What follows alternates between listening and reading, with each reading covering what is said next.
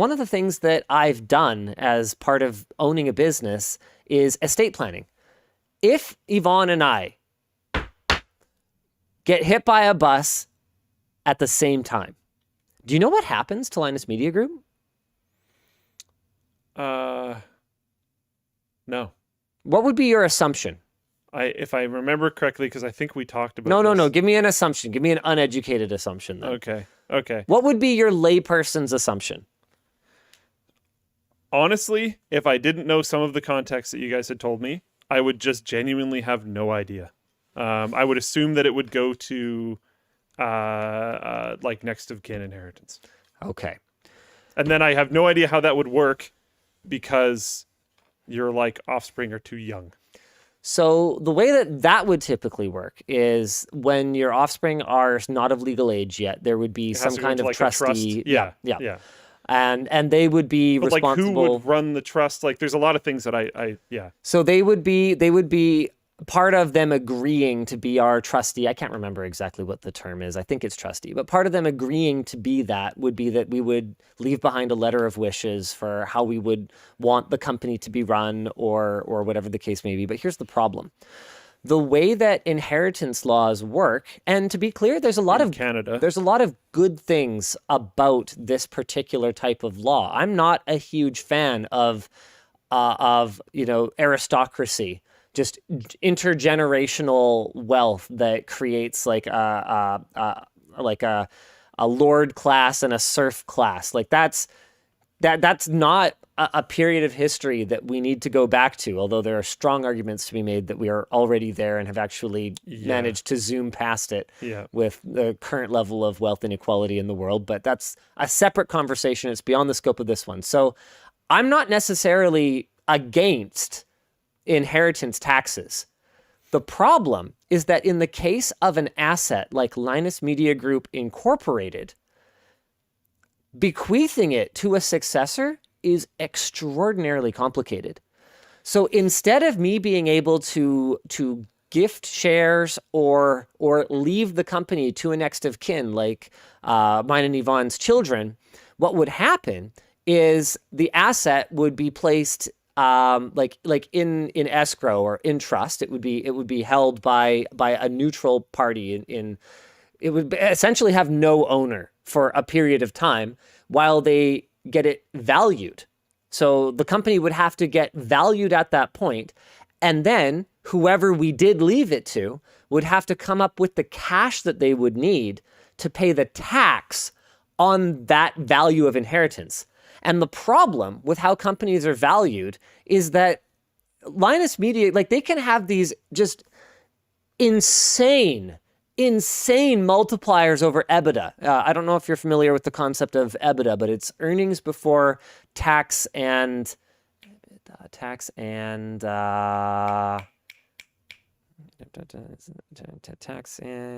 can't remember what the last one is. Blah, blah, blah.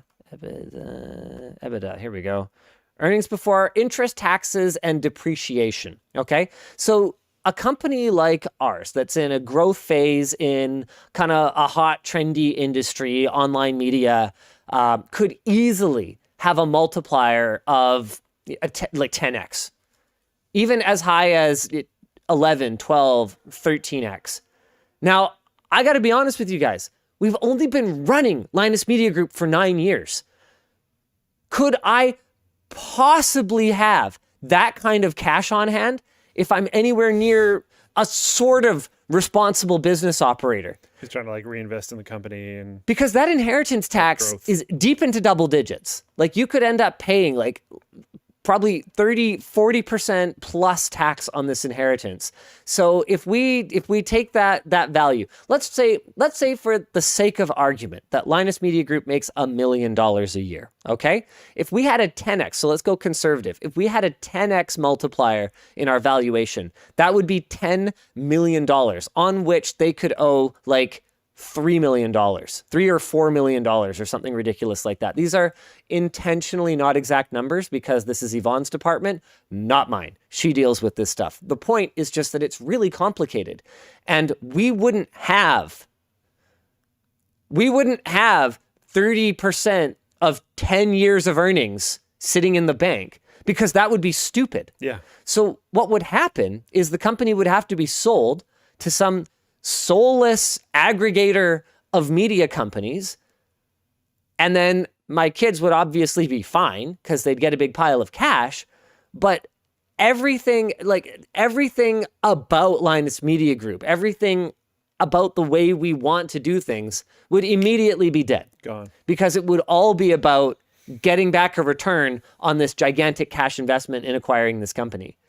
And so I forget why I started this conversation, but there's basically no way to leave the company to, right. If Valve yeah. is primarily owned still by Gabe Newell and family or co-founders. So I looked that up. And they get old and or die or are not interested anymore or whatever the case may be. Hopefully they have billions. Yeah, well, I think they probably do. What it's going to cost. Which is convenient. No, just, I mean, in the bank. Well, I think they do. Oh, yeah. So there's that. That's fair. So Newell owns more than 50%. The rest of it was buried in a Forbes article that honestly, I literally could not navigate through the ads because there's too many on the page. And hilarious. It was bouncing the text around.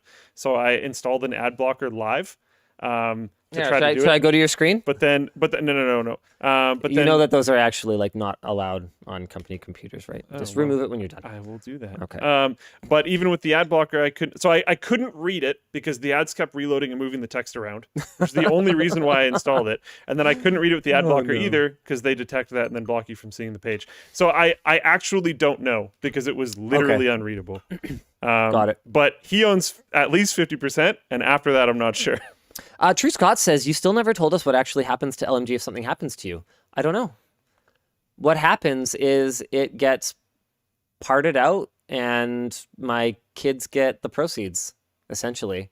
I would like for there to be a better plan. We talked about this, I think, on last week's WAN show where I was discussing the possibility of taking on investment. That would actually be one of the main reasons that I could think of for us to change our ownership structure. Because one of the goals, and I've said this since day one, is I want to be a real company, right? And real companies don't just die when their founder dies. So figuring out some way that we can create an ownership structure that can last longer than my beating heart would be a goal that I would have while I'm still here and while I'm still alive. But I don't know a way to do that without losing what's special about what we're doing here. There was an LMG Clips video going through where I talked through that, and I read through all the comments on it. There were some really good comments.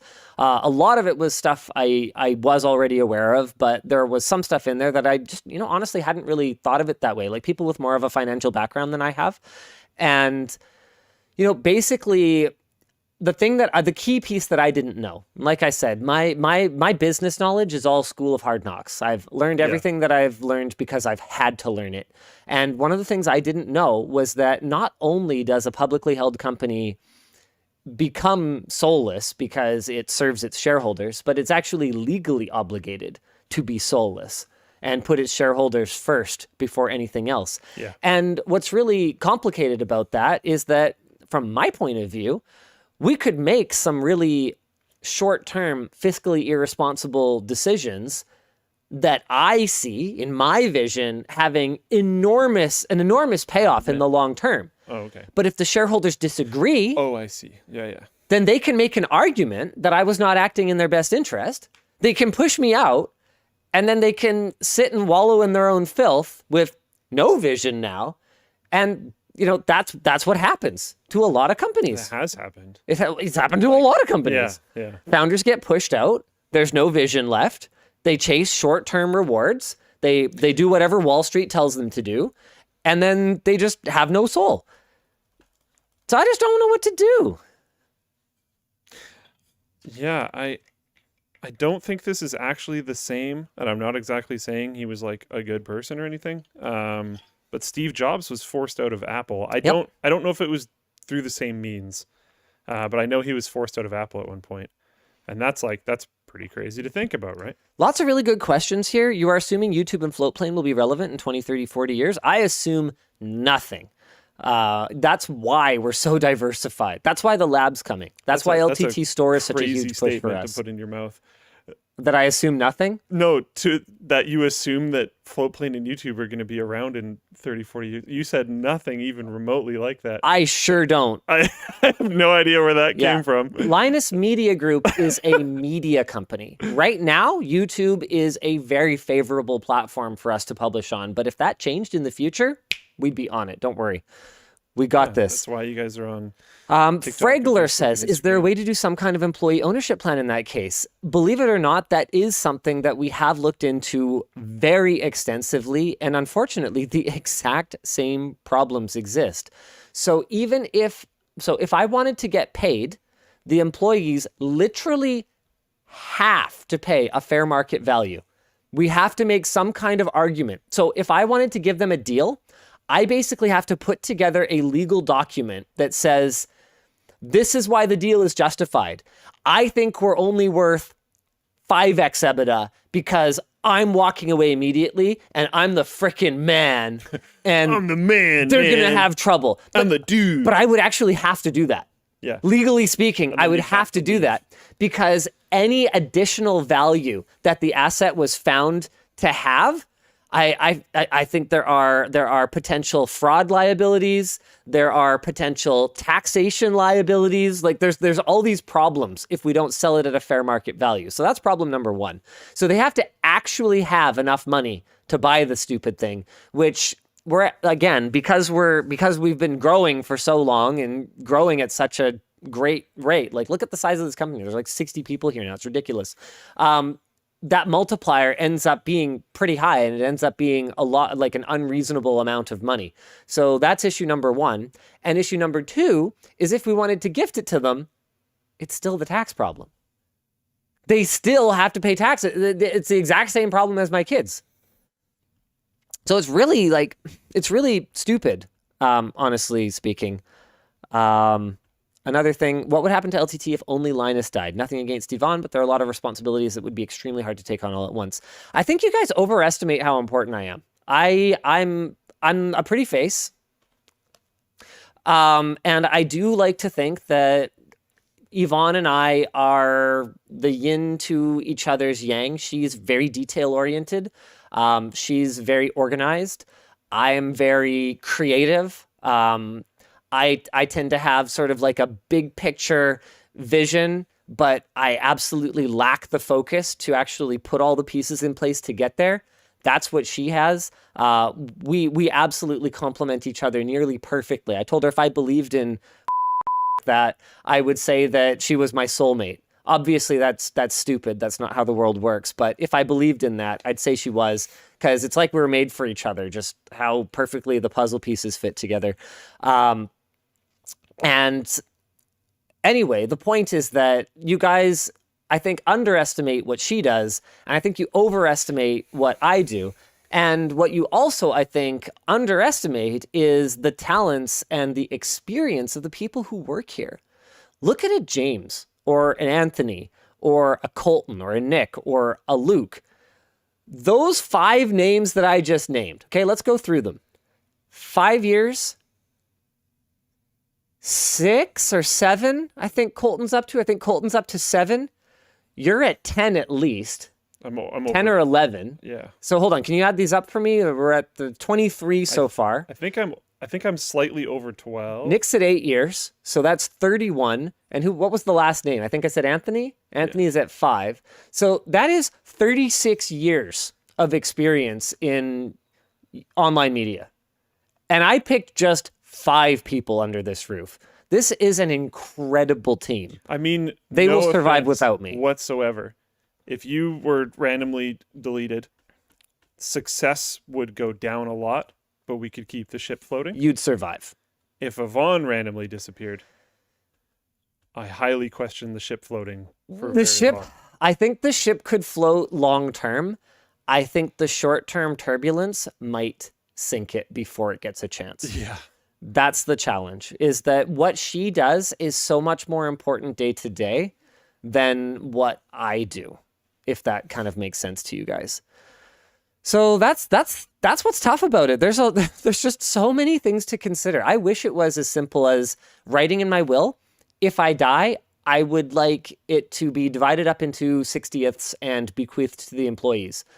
But what would actually happen is it would be divided up into 60ths and sold to the highest bidder. And there would be nothing left of its soul. So we need to figure that out. But fortunately, we hopefully have some time.